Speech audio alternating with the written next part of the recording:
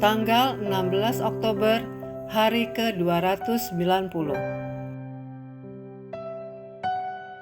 Bacaan Lukas pasal 1 sampai pasal 2. Penyerahan diri kepada kehendak Allah.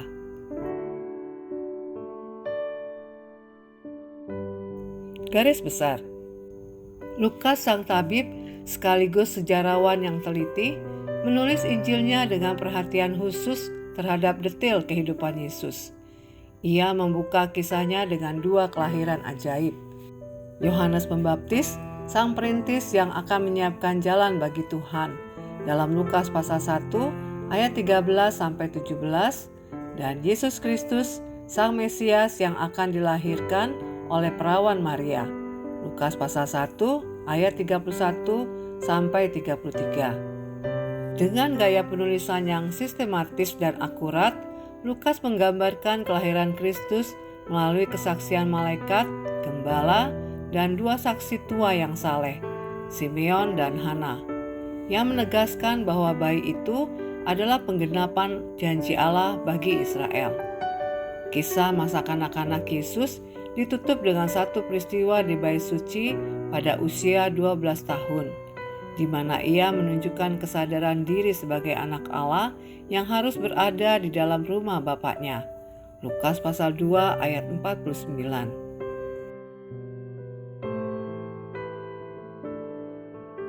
Renungan harian. Seberapa besar Anda membiarkan Tuhan mengarahkan hidup Anda? Apakah Anda bersedia menyerahkan seluruh area kehidupan, keuangan, karir, hubungan keluarga, dan masa depan di bawah kendalinya? Renungkanlah tekatan Maria, seorang gadis muda yang takut akan Allah, bertunangan, dan penuh harapan untuk masa depan.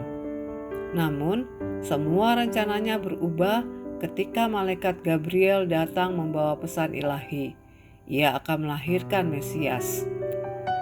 Bagi Maria, ini berarti resiko besar, reputasi, hubungan, bahkan hidupnya sendiri. Namun tanggapannya sederhana tapi penuh iman. Sesungguhnya aku ini adalah hamba Tuhan. Jadilah padaku menurut perkataanmu itu. Dalam Lukas pasal 1 ayat 38.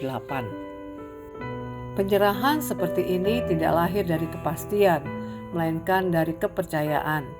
Ia tidak tahu semua jawabannya, tetapi ia tahu siapa yang memegang kendali. Tuhan tidak selalu memanggil Anda untuk melakukan sesuatu yang luar biasa seperti Maria, tetapi ia selalu memanggil Anda untuk taat, bahkan ketika arahnya belum jelas.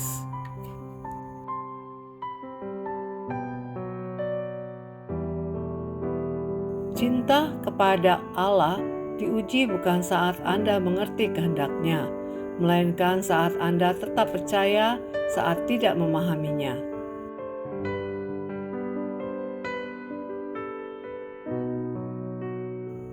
Pendalaman.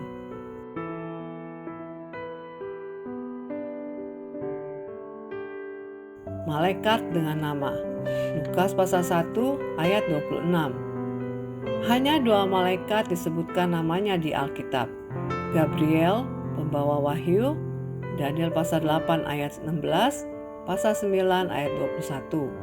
Lukas pasal 1 ayat 19 dan 26.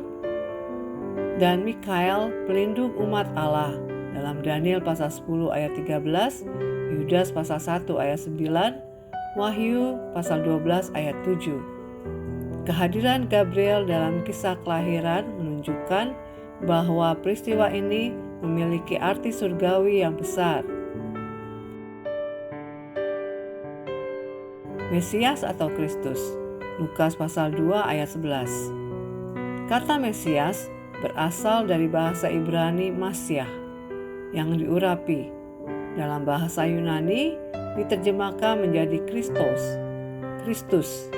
Gelar ini menunjukkan bahwa Yesus adalah pribadi yang diurapi sebagai imam, nabi, dan raja.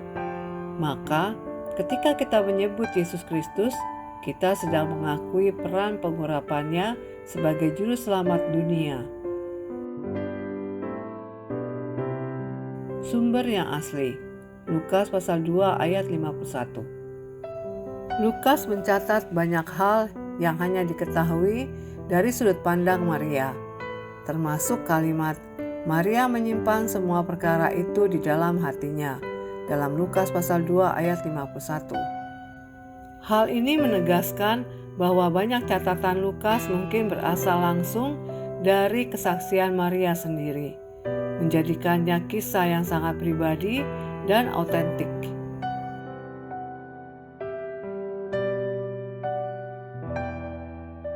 Demikian renungan hari ini.